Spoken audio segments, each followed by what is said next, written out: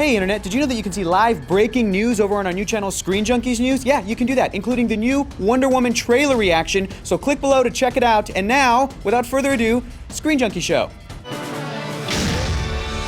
What's going on, guys? Doctor Strange, hitting the theaters. It's the 6th major comic book release this year. That got us asking the question, are we going to be suffering from a comic book movie fatigue? We're going to address that very question right here, right now. And we're going to talk about it with a couple of movie aficionados, comic book fans, and all-around swell guys.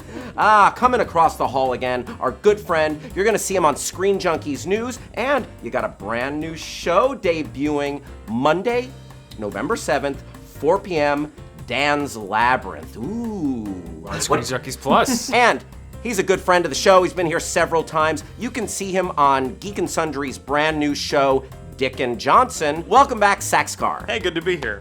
Great to have you. So from 1980 to 2000, there were close to around 30 comic book films.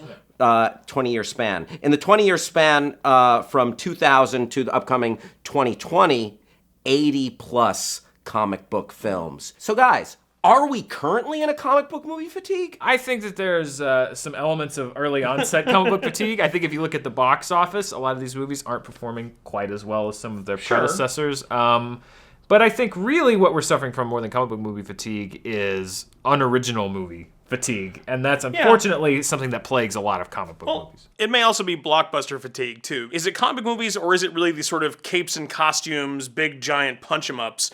Those are the movies that I think are sort of drifting away maybe a little bit. Now, before we go too far down the rabbit hole of experiencing fatigue, I would go in the other direction and say we're kind of lucky to have been in a golden age, wouldn't you say? Absolutely. I mean, we were talking before. If you look at the early 2000s, there was one or two every year. 2008, I think you see that people kind of key in on Iron Man, The Dark Knight, both huge for Marvel and DC, really launched those into the mainstream. Huge hits, launched franchises that we're seeing to this day. But there is diminishing returns, especially, these movies are hard to steer. Sometimes you're going wrong, you don't know it right away, and you hit a couple of icebergs. Well, but those were coming on the tail of what we also thought was another comic book fatigue when we were looking at the Spider-Man films and the X-Men films, and films like Daredevil that all were during another time when comic movies sort of were on the rise, miraculously, and yet somehow we were sure they were going to go away, and then 2 more movies came and lit the match again. You look at those early comic book movies, and the one thing that you do see in that early batch, your Daredevils, your Fantastic Fours, your X-Men The Last Stands to some extent, is you see the audience willing to go see a movie generally regardless of quality.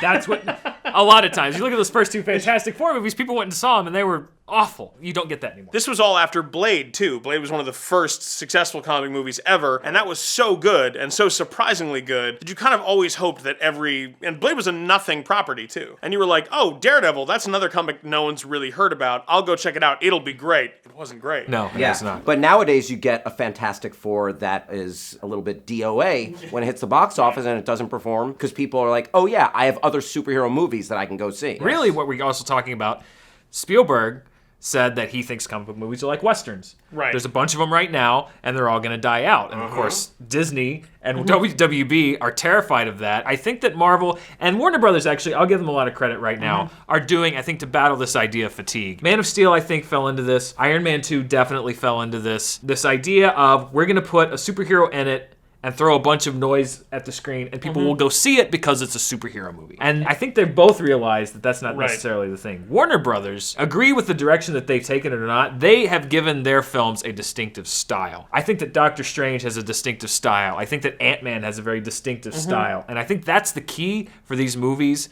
to continue going on. They're realizing now that you have to kind of transcend the comic book movie tag and make these movies their own genre. My thing is, I think it's much more believable to me that studio executives will actually have a more realistic money goal than the movies will stop being made. Because you look at something like Batman vs. Superman, which is considered somehow a failure, but brought in $1 billion. Yeah. And It made $1 billion. And they're like, that wasn't enough, and I can see where they wanted it to sort of become a cultural touchstone, and it didn't. But at the end of the day, that they're going to eventually say, you know what, we would take $1 billion. If we could make 5 more Batman films and they all made $1 billion, we'll go with that. So they're not going to stop making these films. They're just going to stop expecting them to make $1 trillion, and then and maybe hope every few of them do. What could be the death knell? What could hypothetically kill the comic book movie. A perfect example of that would be Josh Trank's Fantastic Four.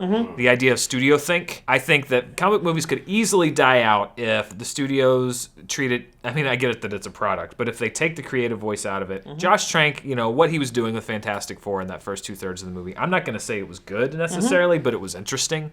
And it was different. Right. May have been misguided. We never got to see how the resolution of it because the studio stepped in and trashed the last third of that movie and made it just the blandest, most generic. Like, you look at the last act of Fantastic Four, Josh Trank's, and you look at X-Men Apocalypse. Right. That's a comic book movie that every studio wants to make because it's got big action. Right. It's this deep. The characters don't have anything to do. It's easy to sell in every market across the world. They've made these heroes so iconic and so powerful and these actors so famous that when they put them all in one movie, it's very hard for them to balance the time. And so as they get more and more of these movies having more and more of these characters, it might be possible that they just lose track of how to tell a story. What you have to do is tell a few of those characters that they're going to take a back seat. Yeah. But sometimes studios can't. And then if you give everybody 5 minutes, all of a sudden there's no film left. You basically did a clip show of the best of your own movies. I'm going to throw this out. I'm going to ask you guys one final question. Sure.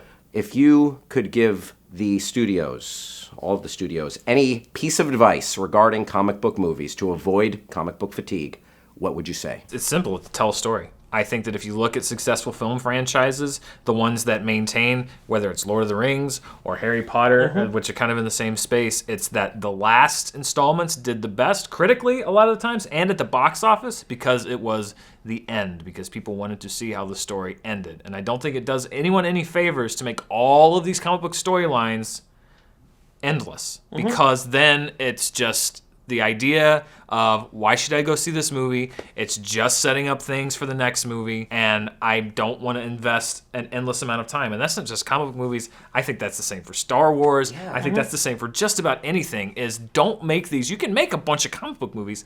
That's fine. But tell a story, 3 or 4 at a time, and then start a new story. My suggestion would be to look more into ground level superheroes. I mean, John McClane is a superhero as much as Superman is, if you think about it. He's an everyman hero. But there are a lot of low power to no power heroes in comics that I think get overlooked by the studios because they don't feel like it's a superhero film, and they have some of the best stories because they have to work the hardest. Studios, listen to these guys. Hey, what do you think?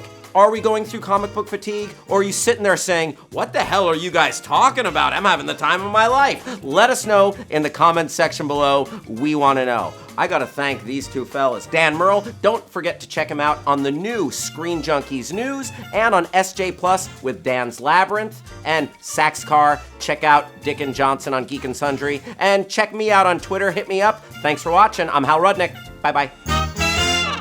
Hey guys, did you know that this end card works with your phone now? I know, right?